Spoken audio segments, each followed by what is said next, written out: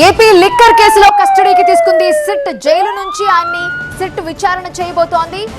విజయవాడకు తరలించి అక్కడ సిట్ అధికారులు విచారణ చేయబోతున్నారు. ఆయన పాత్ర ఏంటి? మరిన్ని ప్రశ్నలు కూడా అడిగే అవకాశం ఉంది. రాజమండ్రి జైలు నుంచి కస్టడీకి తీసుకుంది సిట్. విజయవాడ సిట్ కార్యాలయానికి మిథున్ రెడ్డిని తరలిస్తున్నారు. మిథున్ రెడ్డికి ప్రభుత్వ హాస్పిటల్లో వైద్య పరీక్షల అనంతరం విచారించబోతోంది సిట్. ఈ రోజు రేపు మిథున్ రెడ్డిని సిట్ విచారించనుంది. ఉదయం 8 గంటల నుండి సాయంత్రం 6 గంటల వరకు విచారణ సాగుతుంది. ఈ స్కామ్ లో మిథున్ రెడ్డి పాత్రపై ఆరా తీయనున్నారు సిట్. ఇతర నిందితులతో ఉన్న సంబంధాలపై కూడా ప్రశ్నించే అవకాశం ఉంది. ఏపీలో సంచలనం సృష్టించిన లిక్కర్ స్కామ్ కేసులో A4 గా ఉన్నారు ఎంపీ మిథున్ రెడ్డి.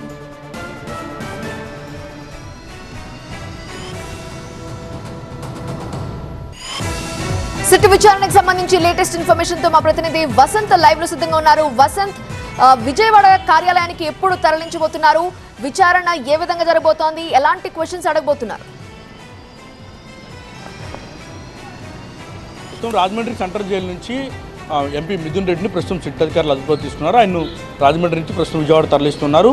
విజయవాడ ప్రభుత్వ ఆసుపత్రిలో వైద్య పరీక్షల అనంతరం సిట్ కార్యాలయంలో ఆయన విచారించేటటువంటి అవకాశం ఉంది. 11 గంటల తర్వాత ఆయనకు సంబంధించి విచారణ ప్రారంభమయ్యేటటువంటి అవకాశం అయితే ఉంటుంది. లిక్కర్ స్కామ్కి సంబంధించినటువంటి వ్యవహారంలో మొత్తం కీ రోల్ పోషించింది మిథున్ రెడ్డి అనేది ప్రధానమైనటువంటి ఆరోపణ. ఎవరైతే లిక్కర్ కేసులో కీలక నిందితులుగా ఆరోపణలు ఎదుర్కొన్నటువంటి వారిలో మిథున్ రెడ్డి కీలకంగా ఉన్నారు. ప్రధానంగా A1 రాజకేశ్ రెడ్డితో పాటుగా సత్యప్రసాద్, అలాగే వాసుదేవ్ రెడ్డి, మిథున్ రెడ్డి, విజయసాయి రెడ్డి వీరు నిత్యం సమావేశం అవుతూ ఉన్నారు.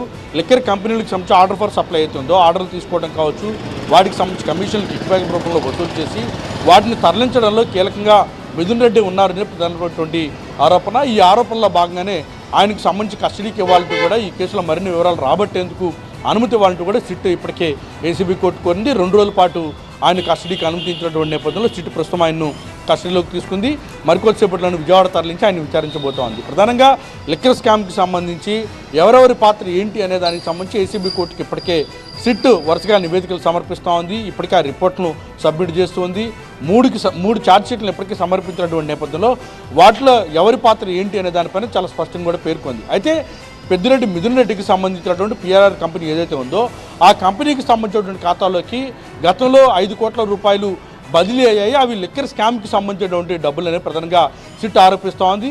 ఈ కేసులో కీలకంగా ఉన్నటువంటి లీలా డిస్టిలరీస్ కావచ్చు, PLR కావచ్చు, అలాగే ఏవైతే అదాన్ డిస్టిలరీస్కి సంబంధించి కావచ్చు, ఇలా చాలా కంపెనీలకు సంబంధించి గతంలో లిక్కర్ సప్లై చేసింది కాబట్టి ఆయా డిస్టిలరీస్ నుంచి డబ్బులు PLR కంపెనీలోకి బదిలీ అయ్యాయి కాబట్టి ఈ కేసులో మిథున్ రెడ్డి పాత్ర ఉందని కూడా సిట్ భావిస్తోంది. అందులో భాగంగానే మిథున్ రెడ్డిని ప్రస్తుతం విచారించబోతోంది. ఇప్పటికే ఆయన రాజమండ్రి సెంట్రల్ జైల్లో జ్యుడిషియల్ కస్టడీలో ఉన్నటువంటి నేపథ్యంలో సిట్ కస్టడీలోకి తీసుకుంది. ఇవాళ రేపు అంటే 2 రోజుల పాటు ఆయన విచారించబోతోంది.